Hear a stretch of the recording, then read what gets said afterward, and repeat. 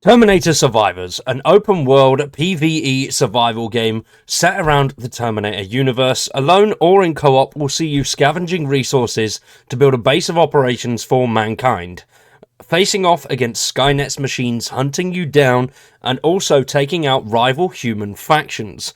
Terminator Survivors does look like an absolutely awesome game. It is set very closely to the films, the lore is very close to the films, and the developers have taken a lot of inspiration from the first two movies. It is set shortly after the second movie, so good in the Terminator timeline, before it does start to go a little bit skew-whiff. Now, this is developed by Nacon Studios Milan and published by Nacon. We have covered a lot of this game beforehand. We did an old video of it going over everything that you need to know, but there has been some unfortunate news. The game was originally set to release in the back end of 2024. Unfortunately, it has now been delayed and pushed to sometime in 2025. The team do have reasonings behind that, and we also have a new sort of devlog as well, going over some of the inspirations for the game and why the team are doing what they're doing. Now, if that sounds good, subscribe to the channel and drop a like on the video. If you want to know a little bit more about Terminator Survivors, you can check the card in the top right-hand corner, going over our previous video, and all of the Steam links are in the description down below. Now, the team have said that they're working very hard to bring the post-apocalyptic world of Terminator to life. The goal is to create a deep, immersive experience where every decision you make is crucial to you surviving. Over the past few months, we've been really impressed by the enthusiasm and amazed by the response to our announcements. We know fans are eagerly awaiting Terminator Survivors. To realise our vision and to make sure we deliver the game that fits your expectations, we will need additional time. Therefore, we are pushing our launch to 2025. We do know that this will be a disappointment to many, but we want to do right by this universe, its fans, and our community. In the long term, we do believe that this is the right call. We're grateful for your understanding and support. Which I think, to be fair, pushing a game back to make it better, I don't see as an issue. I think that is overall a better decision, rather than rushing a game out there to get more money and have a sort of cash grab effect. I think delaying a game to make sure things work better, to make sure things are smooth on that initial launch, especially for a single player experience focused mainly on that aspect and with some online co-op dotted in there. A single player game, you've really only got sort of one chance to get it right.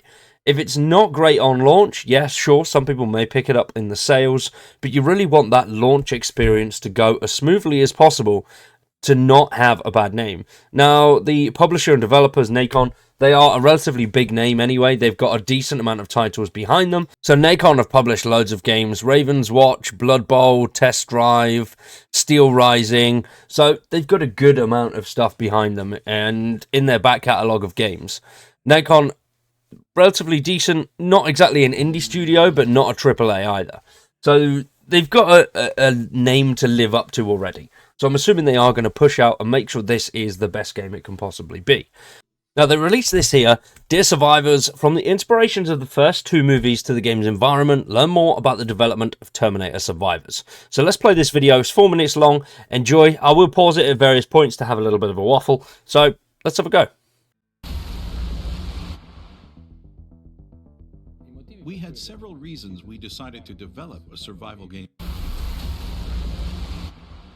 Now, we've already seen this bit. I like this. This is going to be good. Decided to develop a survival game in the Terminator universe. The first two movies of the Terminator saga are stories about survival, with characters being hunted down by the Terminator. We really wanted to recreate this feeling of constant chase. Most of the time, you'll run until you're ready to face them. We also felt the Terminator timeline, the post-apocalyptic period, and especially the events after Judgment Day, are a perfect fit in terms of environment to set a survival game. Now, I do like that idea. That is really cool. I like what they've said there, and it is the perfect environment. Everything's gone to shit. The nukes have dropped. People are coming out now trying to rebuild communities and towns, and when it comes to the actual Terminator, they have said there is just one Terminator that's hunting you down. It's not the entirety of Skynet. It's not a massive open world war. You've got one Terminator that is constantly on the prowl looking for you and your team. So pretty cool. I do like that idea. It's not going to be one of those massive FPS survival titles. It's going to be very balanced and very methodical from what we've learned so far. Finally, even if already seen a couple times in the films, this period has only been partially explored. So being able to flesh this period out and showcase the life of survivors during this time, there's no greater honor as fans. The story of the game, like the story of the movies, takes place in the USA. From an artistic and narrative point of view, the world building was extremely curated. Our goal was to be as realistic and coherent as possible in describing a world that carries the signs of the conflict narrated in James Cameron's saga. Now, we're seeing some new screenshots here as well that we've not seen before. This one is new. I do like the idea of bunkers. Hopefully we can explore certain things like that.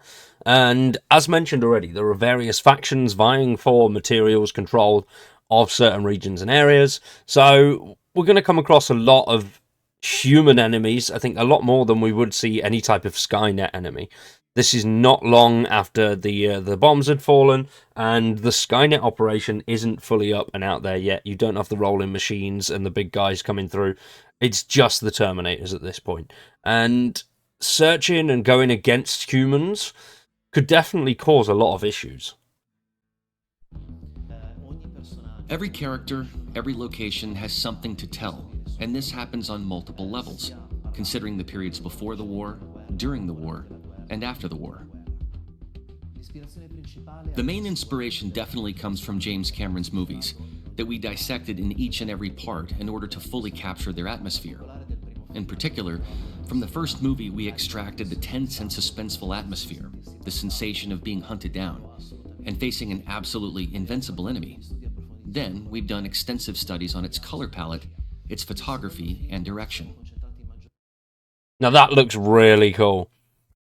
Just the crows waiting there and the vultures coming down to pick at the dead. And then that final Terminator that is ready to go. And as mentioned, that is unstoppable. Nothing is stopping this force. And you've basically just got to evade it. How that's going to come into building a base, not 100% sure how that will work entirely. But it could prove some real challenges. Because obviously, once that Terminator is locked on your location, you're pretty screwed. You've not really got a base to build. You've just got to move constantly. So it could be something like that, where we do have sort of roving bases. From the second movie, we mostly focused on its dynamic aspects, its action scenes and its pacing, also paying attention to the choice and variety of locations. Clearly, other sources of inspiration come from the magical decade between the 80s and 90s, where the field of sci-fi and action movies offered masterpieces, from which we recall a bit of the vibe and atmosphere in our game. There will be various human factions that you'll need to interact with, each of them with their own vision of the world, individual objectives, and also different beliefs about Skynet and what's happening behind the scenes. Combat is realistic and hardcore, which means that if your approach isn't calculated and tactical, you can die very easily. So now I do like that. As mentioned already, the calculated response to certain situations and having to be very methodical is something I like in a survival game. You can't always go gung-ho, go out and absolutely annihilate everything that moves. You do have to take your time and pick your fights carefully, which I think more survival games sort of need that element. A lot of the time in a survival game, when you are going out attacking enemies, you're doing it because you need the resources, and you don't really have to make a choice. Whereas hopefully in Terminator Survivors, there is going to be that balance of, do I really need to waste the resources and ammunition that I've got to take on these enemies for the resources and ammunition that they may not have? So I do like that there's going to be that sort of balanced approach. That's going to make it pretty interesting and stand out a little bit from a lot of the survival games out there. You're the underdog, meaning confrontations and fights need to be dealt with in different ways. You can approach them stealthily or maybe commit to a frontal assault. The decision will depend on how many resources you have, as resources are very scarce. As you struggle to survive in this harsh world, low visibility, a lack of resources, with the threat of radiation, and more. The Terminator is the worst possible enemy to have in a situation like this. When you come across it looking for humans to terminate, your chances of survival are slim. Sooner or later, it will see you. And when this happens, it won't let you go, and your only reasonable option will be to flee. I do like that aspect. I think that's really cool. The idea of you can't really take it down. Whether we're going to see some sort of end game where you can take the Terminator down, not 100% sure. It's probably just going to be, as mentioned, sort of that looming threat that's always there that you've just got to avoid. If you see it, you've got to run. If it finds you, you've got to run. There is no taking it down. Just an unstoppable force is constantly gunning for you.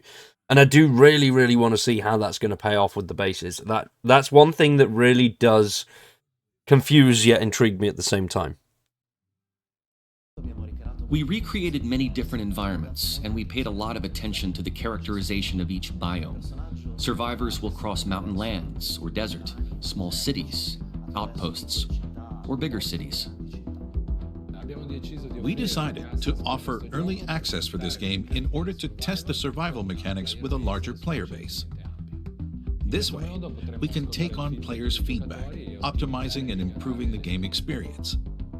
We also believe that early access is the best way to get the community involved to create a balance that really feels like you're fighting for survival.